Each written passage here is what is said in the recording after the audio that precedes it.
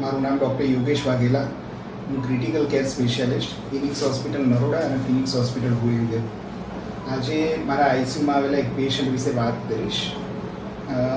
શિરીલ પટેલ 22 વર્ષના છે. એમને આજથી 4 દિવસ પહેલાં સડનલી જમણા હાથમાં પગમાં નબળાઈ લાગી.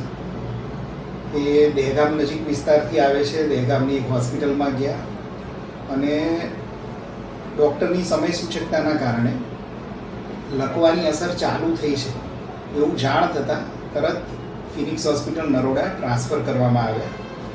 ત્યાં અર્જન્ટ એમનો બ્રેન માટે જરૂરી MRI કરવામાં આવ્યો અને પછી અહીંયા એમની નબળાઈ ડેવલપ થઈ અને પહોંચ્યા ત્યાં સુધીમાં 1 જ કલાક થયો હતો.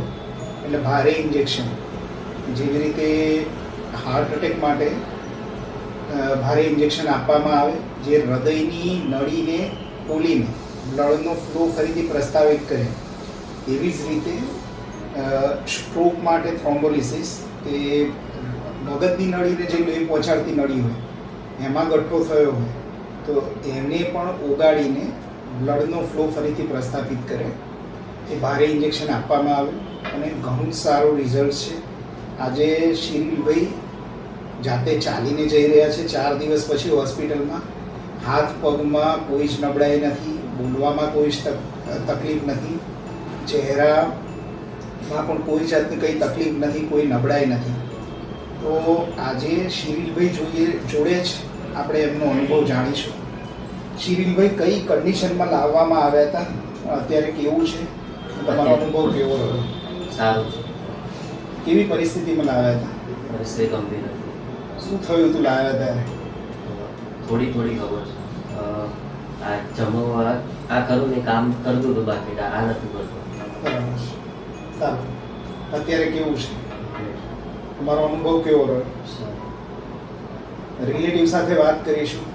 તમારા લોકોનો અનુભવ કેવો રહ્યો? તો મિત્રો, હવે આજના દિવસમાં મેડિકલ સાયન્સે જ્યારે આટલી બધી પ્રગતિ કરી છે ત્યારે જેમ હૃદય માટે ગોલ્ડન 1 અવર હોય છે કે હાર્ટ એટેક આવે તમે ટાઈમસર પહોંચી જાઓ અને ભારે ઇન્જેક્શન આપવામાં આવે, તેમ લકવાના દર્દીઓ માટે શરૂઆતના 4.5 કલાક એ ઘણા અગત્યના છે. તમે જો એક યોગ્ય હોસ્પિટલ જે સ્ટ્રોક થ્રોમ્બોલિસિસ કરવા માટે ડૉક્ટરની સાથે, ક્રિટિકલ કેર સ્પેશિયાલિસ્ટની સાથે, ન્યુરોફિઝિશિયનની સાથે, CT સ્કેન MRIની ફેસિલિટી સાથે ઇક્વિપ હોસ્પિટલમાં પહોંચો તો તમે ટાઈમસર પેશન્ટને યોગ્ય સારવાર આપી શકો છો.